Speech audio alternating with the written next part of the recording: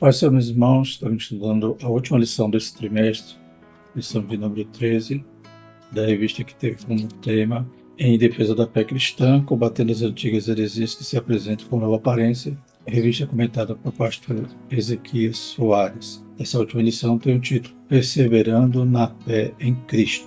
O texto áureo diz: E temos muito firme a palavra dos profetas, a qual bem fazeis em estar atentos, como a uma luz que alumia em lugar escuro, até que o dia esclareça e a estrela da alva apareça em vosso coração. 2 Pedro 1,19. Verdade prática, a Bíblia Sagrada é o único instrumento moral e espiritual estabelecido por Deus para aferir a nossa conduta diante do Criador da sociedade, da pátria e da família. Glórias a Deus. Então, durante o trimestre vimos inúmeras heresias que combatem a sã doutrina, a ortodoxia da fé cristã, e vimos que essas heresias surgem, pensamento humano, do secretismo, da união da filosofia, de outras religiões orientais, e acabam criando inúmeras heresias, como estudamos durante o trimestre sobre a nossa fé, de ser cristão, de não ser judaizante, não misturar, da trindade, questão das naturezas de Cristo, da sua deidade, que ele é igual ao Pai, o Espírito Santo, tem a mesma essência, o mesmo poder, vive da sua natureza hipostática, então ele era pleno homem, pleno Deus. Então, a Bíblia, ela é a única fonte que pode nos revelar isso. Todas as heresias surgem de conteúdo extra-bíblico e contrário à Bíblia. Então, é o que nós vamos estudar nessa última lição. Como perseverar? Como podemos então combater tudo isso? Crendo que a Bíblia é a palavra de Deus, plenamente, realmente inspirada por Deus, e que ela é a única fonte, nossa única regra de fé e prática. O que passar disso não é anátema, qualquer outro evangelho é anátema, qualquer outra mensagem. Então, as heresias não se embasam em literaturas, livros que eles mesmos introduzem, ou traduções diferentes do original, acréscimos.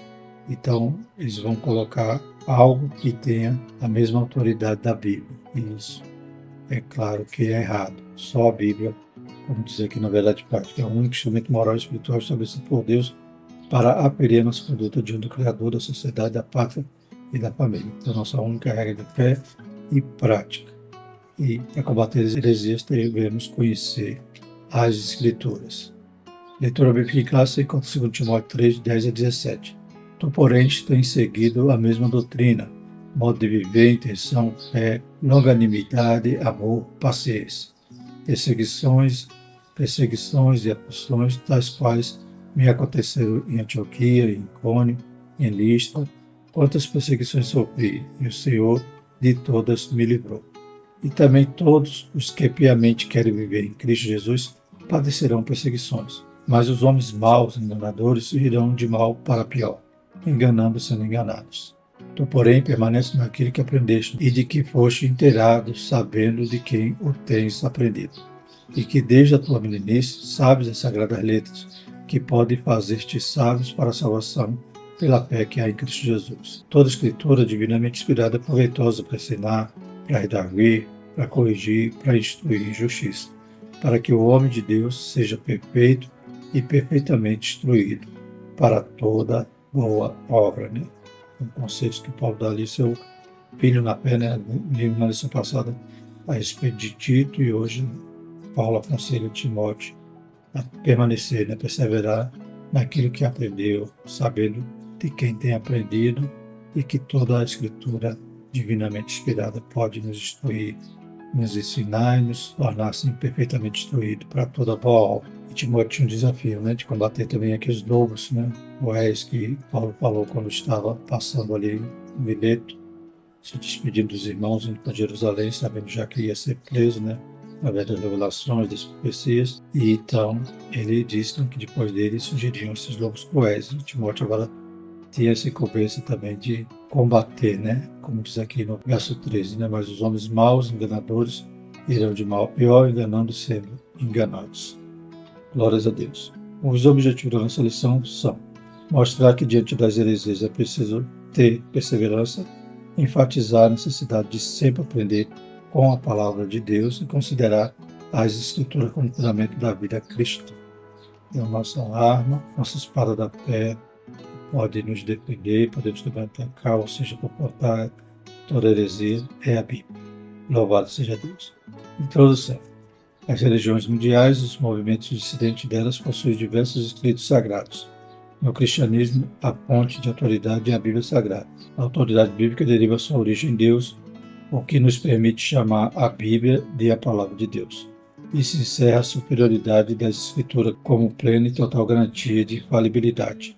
Mas não falta quem devidamente reivindica essa mesma autoridade ou até mais que as Escrituras. Então, todas as religiões, elas possuem também seus escritos, suas escrituras sagradas. Mas no cristianismo a gente entende que a Bíblia é a revelação de Deus, ela é infalível, ela é inspirada por Deus e ela tem toda a autoridade. Então, a gente já falou sobre as heresias que surgem com esse conteúdo extra-bíblico, pois a Bíblia mesmo mostra, como a gente falou, por exemplo, sobre a Trindade, a Bíblia mostra a Trindade, mostra as três pessoas distintas, compartilhando a mesma substância, um poder, um Deus subsistente em três pessoas, não três deuses, o Pai, o Espírito Santo. Então tudo isso está na Escritura, mas quando vai se explicar de forma lógica, usar a filosofia, como via ali no gnosticismo, usar o sincretismo, acaba distorcendo toda a informação que a Bíblia tem.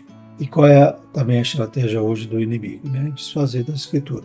Dizer que ela precisa ser atualizada, que precisa ser ressignificada. Tudo isso é o diabo querendo desfazer da autoridade que tem a palavra. Mas o verdadeiro cristão entende que a Bíblia é a palavra de Deus, portanto é infalível, passa os céus e a terra, porém ela não passa. Tudo que está nela tem se cumprido e vai se cumprir. Primeiro tópico, diante das heresias é preciso perseverança. Então a perseverança que a gente está estudando nessa lição não é a perseverança simplesmente na fé, como nós cremos que o cristão tem que perseverar até o fim para ser salvo. Nós não cremos na doutrina que uma vez salvo, salvo para sempre, ou seja, já está decretado desde a concepção que um é salvo, o outro é condenado. Não. Nós cremos que nós aceitamos a salvação, que é dom gratuito de Deus. Deus fez tudo para nos dar a salvação. Nossa parte foi crer. O Espírito Santo nos iluminou, nos convenceu. Nós cremos, estendemos a mão, pegamos o presente. Mas precisamos agora guardar nossa coroa, para que ninguém a tome. Perseverar até o fim, combater o bom combate, percorrer a carreira e guardar a fé, como disse Paulo. Louvado seja o nome do Senhor. Essa perseverança dos santos, que é necessária a todo aquele que aceita Cristo perseverar, não é, como já falamos, uma vez salvo, salvo para sempre, ou seja, de qualquer forma ele vai ser salvo lá no final, mesmo que ele se desvie, mesmo que ele se afaste, uma hora ele vai ser salvo, porque ele foi decretado para ser salvo. Nós não queremos assim. Mas a perseverança que a gente está estudando aqui está enfocada nessa questão da palavra, de crer na palavra, obedecer o que a palavra nos ensina, entender que ela é inerrante, que ela é infalível, que ela é plenamente inspirada por Deus. Portanto, é a palavra de Deus e ter essa perseverança para que a gente possa combater as heresias, que foi o foco do estudo desse trimestre, ou seja, combater heresias antigas que se apresentam na atualidade de nova roupagem. Vamos falar sobre esse tipo de perseverança, de perseverar nas Escrituras. E, consequentemente, é claro que isso também nos faz perseverar na fé. Primeiro subtópico, os falsos mestres. As duas epístolas a Timóteo, classificadas com justiça como epístolas pastorais, juntamente com a epístola a Tito, destacam-se também pelo seu caráter apologético. Então, a apologia é o que temos estudado durante o trimestre, a defesa da fé. Então, essas cartas pastorais também se destacam por isso. São reputações das heresias contra as fábulas ou as genealogias intermináveis. Timóteo 1,4, 4,7, Tito 3,9. E a expressão falsamente chamada ciência, 1 Timóteo 6,20. Sem dúvida é um combate ao pensamento gnóstico que começou a surgir e chegou ao ápice no século II. Irineu de Leão, que viveu de 135 a 204, combateu tal sistema em sua obra Contra as Heresias. O apóstolo Paulo está combatendo dois principais grupos heréticos em sua geração: os gnósticos da sua geração, e como combateu as heresias judaicas também de sua época, os falsos doutores da lei, Timóteo 1,7. Da circuncisão, Tito 1,10, e as fábulas judaicas, Tito 1,14. Então a gente estava estudando nesse trimestre que um dos primeiros desafios doutrinários que a igreja enfrentou foi os judaizantes, e queriam trazer, mesclar, né, para ser salvo, a necessidade também de cumprir os ritos judaicos. E Paulo também está combatendo aqui, né, esse protótipo aqui do gnosticismo que já surgia naquela época. A gente vê João também falando sobre isso, né? Combatendo também o docetismo, por exemplo, quando ele diz que para discernir se o Espírito era de Deus ou não era de Deus, era ver aquele que dizia que Jesus veio em carne, ou seja, já havia também heresias dizendo que Jesus não tinha um corpo de carne, como estudamos nesse trimestre sobre uma heresia chamada docetismo, né? Então, essas heresias já começam a surgir logo no começo da igreja, e os apóstolos já inventam, né, essa gênese dessas heresias que depois vão dar trabalho à igreja, e muitos homens de Deus vão se levantar para defender a ortodoxia, né, a verdade bíblica. O segundo subtópico é a experiência apostólica. O apóstolo elogia a perseverança de Timóteo na fé e na doutrina em tempos tão difíceis. Versículo 10. As perseguições são uma referência à experiência da primeira viagem missionária juntamente com Barnabé. Atos 13, 8, 12 a 50 e Atos 14, 5 a 7 e 19. É verdade que Timóteo se integrou à comitiva de Paulo em Listra na sua segunda viagem missionária, Atos 16, 1 a 3. Isso aconteceu depois destas perseguições. E Timóteo, nessa época, ainda não fazia parte da comitiva paulina, contudo, deve ter sido testemunha ocular de algumas dessas perseguições, pois vivia na região e sua mãe era crente, sem dúvida, membro da igreja, né? Então, Timóteo, nessa primeira viagem, não vivenciou essas perseguições que Paulo sofreu, né, logo no começo ali, da sua missão. Mas ele provavelmente viu, porque ele morava ali, e viu aqueles homens, né, judaizantes ou judeus, né, que combatia Paulo, né, aqueles idólatras que estavam ali ganhando dinheiro, fazendo ídolos, e também vão perseguir Paulo, né? Então acontece, né, em Éfeso, e também quando Paulo expulsa ali aquele demônio, aquela moça adivinha, ele também é perseguido, preso, açoitado. Então Timóteo viu e tudo isso e entende, né, conforme Paulo está explicando aqui, que precisava perseverar firme na palavra, né? Que se nós não cremos na palavra, como, portanto, né, suportaremos as perseguições. Né? Paulo sabia em quem cria, tinha certeza que tudo aquilo ia lhe gerar um peso de glória sobre sua cabeça. Né? A mais leve tribulação nos gera esse peso de glória. Então Paulo sabia que combater esse combate ia lhe gerar a coroa da justiça, e está agora instruindo Timóteo também a suportar. Terceiro subtópico, entendendo o querer. Versículo 12. O verbo querer em todos os que, piamente, todos aqueles que querem viver em Cristo Jesus, padecerão perseguições. É mais que um simples desejo, mas uma resolução, ou seja, um propósito de coração. É uma vida com propósito. Sofrer pela causa do Evangelho é motivo para glorificar a Deus, porque sobre vós repousa o Espírito da glória de Deus.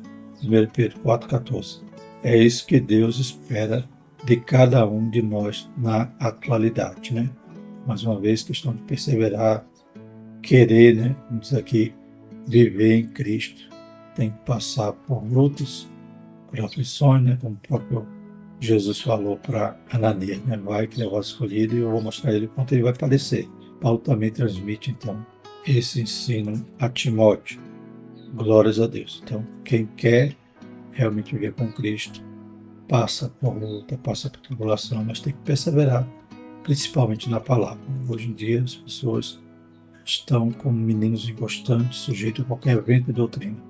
Falta de base, falta de um lastro na palavra de Deus. E qualquer coisa que ouve na internet já até replica, né? Já produz por achar que é verdade, que Deus tenha misericórdia. Mas que possamos continuar perseverantes, entendendo que até a perseguição faz parte da trajetória do verdadeiro cristão. Quarto subtópico, característica dos enganadores. Termos usado pelo apóstolo para enganadores ou impostores é goés, uma palavra que aparece uma só vez no Novo Testamento, e nenhuma na Septuaginta. Usado na antiga literatura grega como embusteiro, impostor, feiticeiro, charlatão, encantador. Então, essas pessoas denunciadas por Paulo pertencem ao campo religioso. Isso indica que o apóstolo está se referindo aos ensinadores e doutrinadores de mentiras, a falsos mestres, em nada difere dos falsos doutores. Nenhum deles tem cultura com missão, né? Lembrando aqui a capa da nossa lição, né? Um lobo cruel, né? Então, esses enganadores vão de mal a pior, como diz aqui Paulo a Timóteo, e o pior, né? Que diz aqui que eles enganam e são enganados, né? Se enganam a si mesmo também. Eles acabam acreditando nas heresias que eles mesmos propagam e levando os incautos, né, também para as mesmas armadilhas, né? Então, qual a saída? Conhecer a palavra. Ser um crente amante da palavra, que lê a palavra, né, diariamente, que frequenta a escola dominical, culto de ensino, né, que tem prazer na palavra, né? Nela medita dia e noite, não se desvia nem para a esquerda e nem para a direita. É o segredo para prosperarmos, como disse o Senhor a Josué também, né? Glórias a Deus. O segundo tópico fala sobre aprendendo, sendo inteirado e sabendo, né? Então, vimos aqui que há um fundamento, né, na vida de Timóteo. Ele aprendeu as sagradas letras, tanto da sua mãe como da sua avó, e agora também de Paulo. Então, ele sabia de quem tinha aprendido. E esse aprendizado é a nossa arma, né, contra as heresias. De que Timóteo aprendeu as Sagradas Letras, versículo 14, primeiro subtópico. O contexto de 2 Timóteo 3, 10 a 17 mostra que a fonte de autoridade do aprendizado de Timóteo são as Sagradas Letras, as Escrituras Sagradas que são inspiradas por Deus. Interessante que no versículo 14, o apóstolo emprega o pronome relativo de quem, em sabendo de quem tens aprendido. No plural grego, tinon, literalmente dos quais. Isso permite as seguintes traduções. Você sabe quem foram os seus mestres na fé cristã. Nova tradução da linguagem de hoje.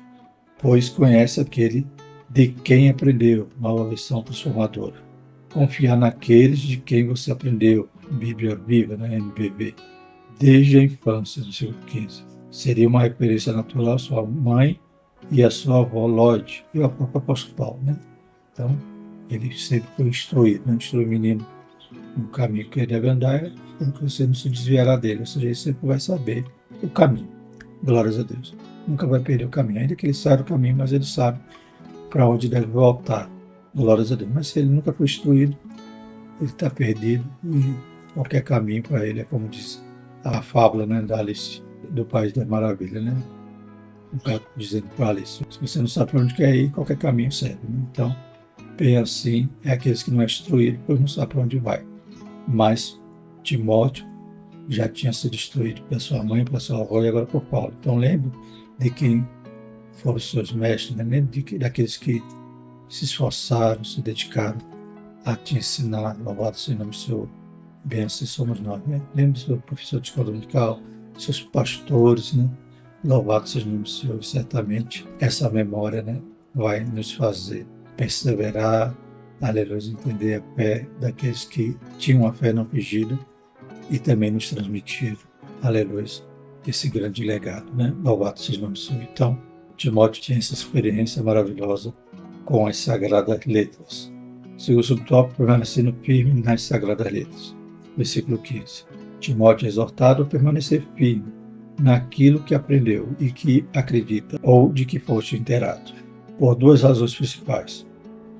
Porque sabia de quem tinha aprendido, né? Então, quem ensinou ele não foi nenhum charlatão, nenhum falso mestre, não foi nenhum aventureiro, né? Sua mãe, sua avó, que tinham uma fé não fingida e transmitiram as Sagradas Letras ao seu neto, seu filho, né? E Paulo, né? Que referência maravilhosa, né? Porque são as Sagradas Letras, os escritos sagrados, a Bíblia, né? Então, o segundo motivo, que era para ele permanecer, porque o que ele aprendeu, além de ser a fonte nas pessoas que o ensinaram, pessoas preciosas em sua vida, né? Pessoas verdadeiras e autênticas, ensinaram também um conteúdo maravilhoso que é a palavra de Deus. Então, dois motivos para ele permanecer firme. O que ele aprendeu de sua mãe e de sua avó era uma herança espiritual muito útil para o exercício de seu ministério sob a orientação paulina. Aprendemos com isso a importância da educação nos caminhos do Senhor desde a infância no lar. Deuteronômio 6, 4 a 8, Provérbios 22, 6. O ensino cristão deve começar em casa, no lar. Deuteronômio 6, 6 a 9. A igreja, por meio da escola dominical, apoia e complementa essa formação. esse princípio vale para os nossos dias, né? Então, quantas mãezinhas, né? Quantas avós que levaram netos, né? Puxando mesmo, né? Arrastando, aleluia, mas com esse intuito de trazê-los à casa do Senhor, aprender a sua palavra, ensinando também em casa, dando o exemplo, dando testemunho, né? Então, glórias a Deus, porque muitas mães, muitos pais têm tido essa preocupação, infelizmente hoje, tem se esquecido, né? Tem se negligenciado. Às vezes, né, o pai e a mãe se preocupam com a educação secular, com a melhor roupa, né, com o melhor brinquedo, mas esquece da parte espiritual, né, de gerar no seu filho também homens e mulheres de Deus, né, pessoas santas, que um dia vão servir ao Senhor e também vão morar no céu. Terceiro subtópico, a Bíblia é divinamente inspirada. Está escrito que toda a Escritura é inspirada por Deus. Versículo 16 da Nova Almeida atualizada. O termo grego theopneustos, inspirada por Deus, divinamente inspirada, vem das palavras theos, Deus, e pneu, inspirar, soprar. É oportuno saber a abrangência da inspiração do texto sagrado, toda a Escritura, e também seus autores humanos, pois os homens, santos de Deus, falaram inspirados pelo Espírito Santo, ou movidos pelo Espírito Santo, 2 Pedro 1:21, na tradução brasileira e na NAA. Esse caráter especial e único da palavra dos profetas a torna única no gênero. Ela pode fazer qualquer pessoa sábia para a salvação em Jesus e é proveitosa para ensinar, repreender, corrigir, instruir em justiça. Versículos 15 a 17. Nenhuma literatura do mundo possui essa prerrogativa. Então, embora nesse texto, ele estava falando sobre o Antigo Testamento, mas depois a gente vê que também o Novo é referenciado pelos próprios apóstolos, né? Pedro mesmo referenciando a Paulo, dizendo que seus escritos, como as demais escrituras, ou seja, Pedro enquadra, né, o que Paulo ensinava em suas cartas, como escritura de Deus. Os próprios apóstolos diziam, né, que Deus havia lhe dado, né? Paulo mesmo dizendo ali, falando sobre a Santa Ceia, porque recebi do Senhor. Então ele sempre destacava que ele estava sendo profeta de Deus, sendo inspirado por Deus para escrever tais escritos. E, né, no Testamento ele então é aceito, as cartas não são distribuídas entre as igrejas e eles consideram então também como essa escritura, né? Os próprios escritores ratificam, um não citar o outro, e então toda essa escritura que foi dada por Deus, né, pelos seus profetas, pelos seus apóstolos, a doutrina dos apóstolos, é apta para tudo isso, para ensinar, para redarguir, para instruir em justiça, né, para repreender. Então, por quê? Porque é a palavra de Deus. Louvado seja o Senhor. Nenhuma outra literatura, como diz aqui na lição, tem essa prerrogativa. E o terceiro tópico, tendo as escrituras como o fundamento. Então vamos enfatizar isso que falamos agora. Primeiro subtópico, autoridade apostólica. A igreja se submete inquestionavelmente à autoridade dos apóstolos do Novo Testamento. Sabemos que essa é a vontade de Deus.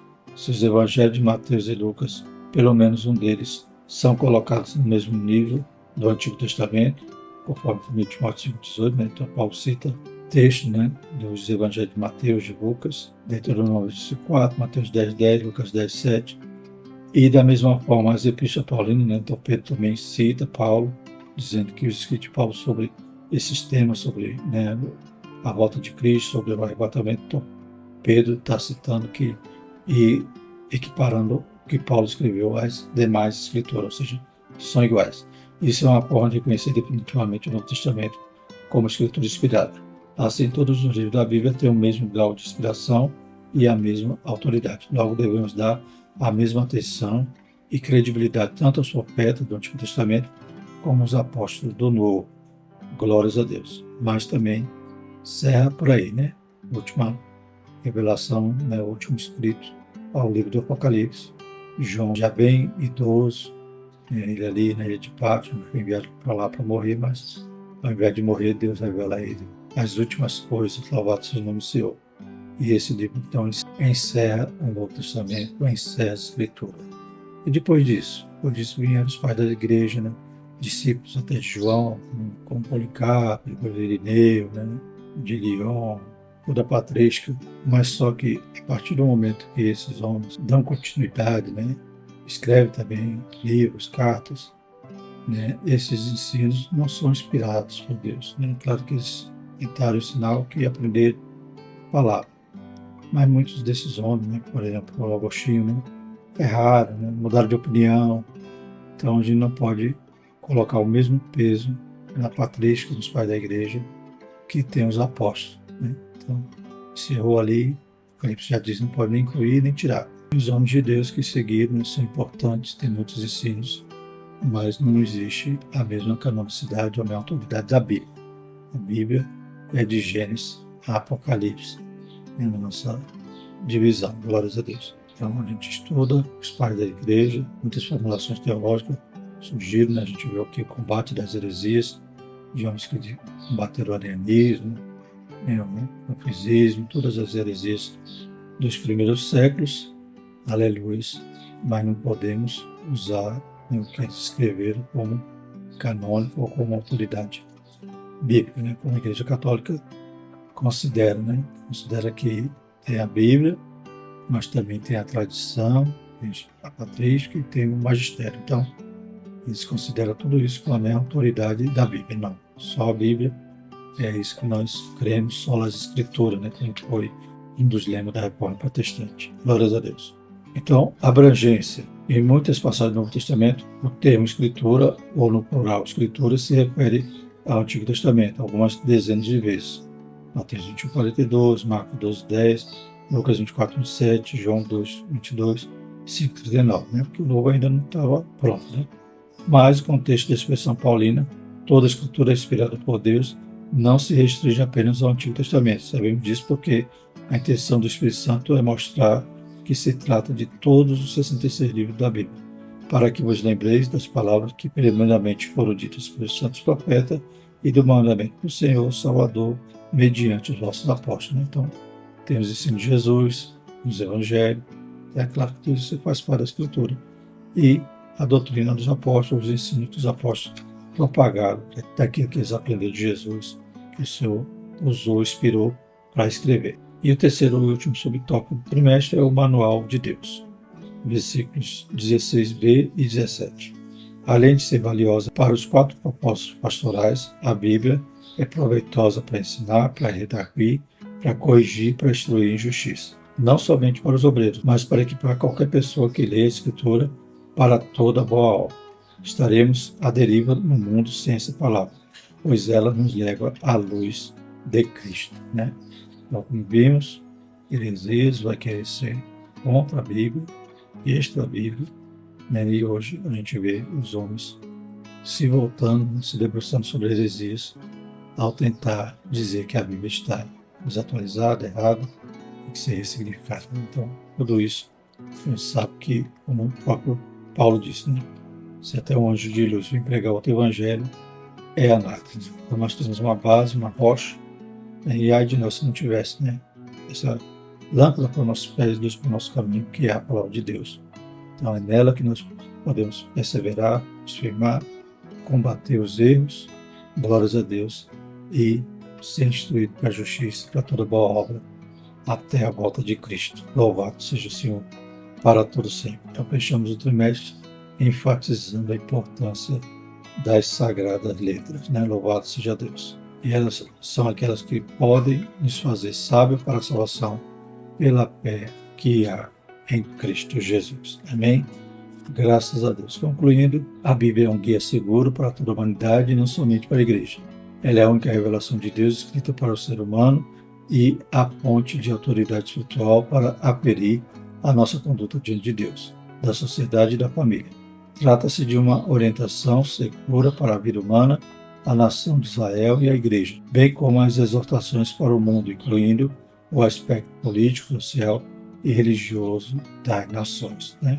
Graças a Deus. Então a Bíblia realmente ela tem esse poder, né, de instruir a todos os homens e mostrar o caminho da salvação. Bendito seja o nome do Senhor.